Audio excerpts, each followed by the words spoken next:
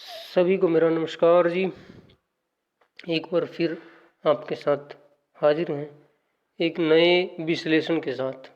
विश्लेषण जेबीटी भर्ती का जो हाल ही में बहुत चर्चित है, कोर्ट से जिसका अभी फैसला आया है हाल ही में, उसका एक विश्लेषण करेंगे। इस भर्ती में क्या होना चाहिए था और अब क्या हो सकता है, उसी पे बात करेंगे। बात है 2011-12 की, जब उस समय हरियाणा में कांग्रेस सरकार थी। तो कांग्रेस सरकार ने एक विज्ञप्ति जारी की, जेबीटी जूनियर, जिसको जूनियर बेसिक टीचर कहा जाता है।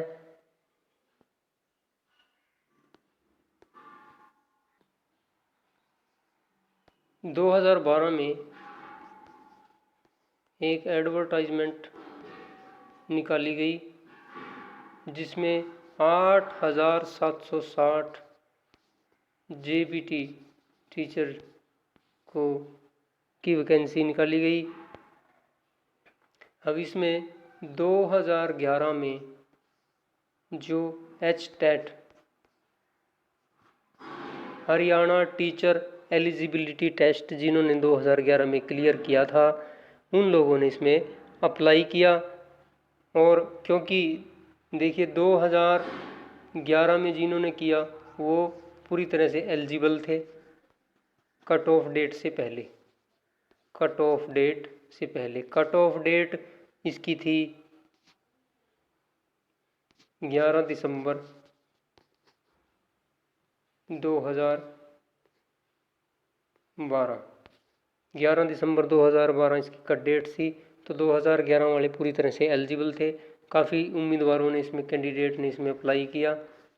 तो 2012 में इसका मुद्दा कहाँ से शुरू हुआ, ये 2012 में सरकार ने एचटेट की परीक्षा का आयोजन नहीं किया, जिसकी वजह से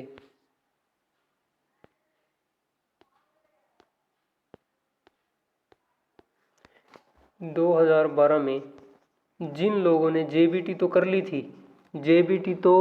ली थी लेकिन उनका एचटेट नहीं हो पाया, क्योंकि 2012 में परीक्षा ही आयोजित नहीं हुई।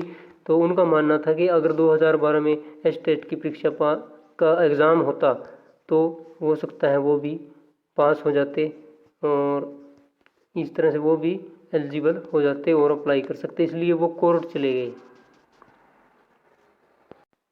और अब सरकार ने 2013 में एचटेट की परीक्षा का आयोजन किया, जिसमें काफ़ी संख्या में कैंडिडेट पास हो गए, एचटेट की परीक्षा पास कर ली।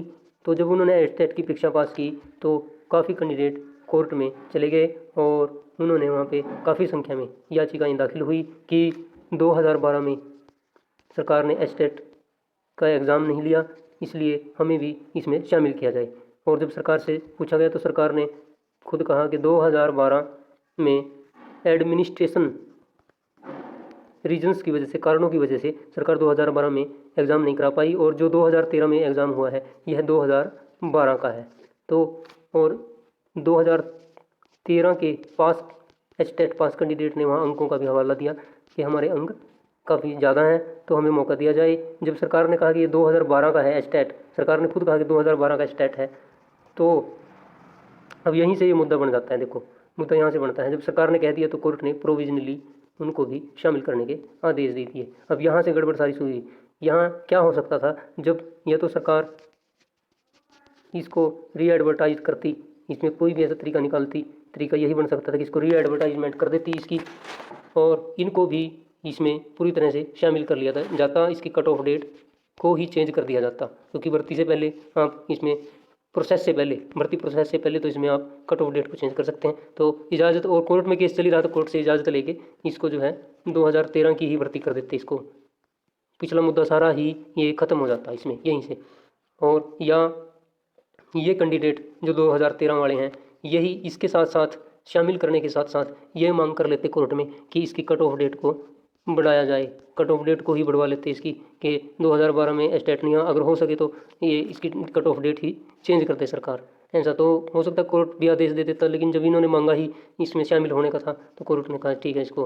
अगर सरकार भी कह रही है 2012 का एस्टेट है, जो 2013 में आपने लिया ये 2012 का एस्टेट है, तो फिर इसमें इसको शामिल करने में कोई दिक्कत नहीं। तो कोर्ट ने भी मान लिया, अब ये भी शामिल हो गए इसमें, ठीक है। लेकिन कसूर तो किसी का भी नहीं है। अब 2012 मतलब 11 वाले जो कैंडिडेट हैं पास, तो 2012 में अप्लाई किया, जिन्होंने कट ऑफ डेट से पहले के कैंडिडेट हैं उनका भी कसूर नहीं इसमें। और जो 2013 वाले हैं कोशिश उन्होंने की, प्रयास किया, और उनका भी कसूर नहीं क्योंकि 2012 में एस्टेट नहीं लिया गया। तो फिर ये इतनी जल्दी क्या थी एडवर्टाइजमेंट को? देखो एक चीज़ है, 14 में इलेक्शन था, 14 में इलेक्शन था और 12 में एडवर्टाइजमेंट जारी की गई। क्या जल्दी थी? क्या वोट बैंक का सिस्टम था? अगर इसको 13 में कर देते, 2013 में ही कर देते, कम से कम इनको भी मौका मिल जाता, ये मुद्दा भी ना बनता ये सारा। अब पता नहीं किसी के दिमाग में नहीं आई या क्या था, ये समझ में नहीं आती बात। क्यों जाना था इसको सारे को, उसको भर्ती को जाना क्या जरूरी था इस भर्ती को? इसमें तो समाधान हो सकता था भर्ती शुरू होने से पहले, प्रोसेस शुरू होने से पहले तो इसमें कुछ भी समाधान हो सकता था इसका, लेकिन नहीं किया गया। ये समाधान हो सकता था इसमें, ठीक है, लेकिन नहीं किया गया। अब इनके पास 2012 के कैंडिडेट और 13 के कैंडिडेट दोनों हो गए भाई। अब इसमें क्या हुआ, जो कट ऑफ डेट वाले थे रिजल्ट के टाइम, वो कैंडिडेट कुछ बाहर रह गए लिस्ट से, फाइनल लिस्ट से, और वो अब वो कोर्ट चले गए। अब 12 वाले कोर्ट चले गए, उन्होंने वाला दिया कि कट ऑफ डेट से बाद वालों को शामिल ना किया जाए, उनकी वजह से वो बाहर हो रहे हैं। अब ये 12 वाले चले गए, तो ये केस इन पे, अब ये केस चलता रहा ऐसे ही, और लगभग 5 साल आपका समय मान लें इसको। ये अब इसका डिसीजन आया है इसमें। और इसमें एक बीच में एक बात और भी कही थी कोर्ट ने,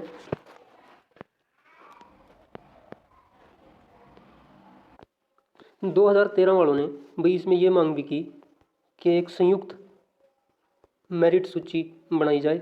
अब संयुक्त मेरिट सूची तैयार होगी तो उसमें तो जाहिर सी बात है भाई अंकों के आधार पर ये कोई भी बाहर हो सकता है। और 2012 वाले ठीक है सही हुआ, उसमें बाहर हो गए कुछ, सभी नहीं लेकिन कैंडिडेट बाहर हो गए कुछ। तो अब ये इनका दावा था कि हम कट ऑफ डेट से पहले के हैं, कोर्ट में इन्होंने दावा किया, ठीक। तो ये सारा ये मुद्दा बन गया और ये केस चलता रहा। और अब हाल ही में इसका लगभग 1 महीने पहले रिजर्व हुआ था इसका डिसीजन, और अभी 2-3 दिन पहले इसका डिसीजन कोर्ट ने दिया। उसने कोर्ट ने ये माना कि जो 2012 वाले हैं, जो पहली लिस्ट के हैं, वही वैध हैं। मतलब जिनका 2011 में कट ऑफ डेट से पहले का एस्टेट है वो ही इसमें वैध हैं। और जो 2000 इसमें लगभग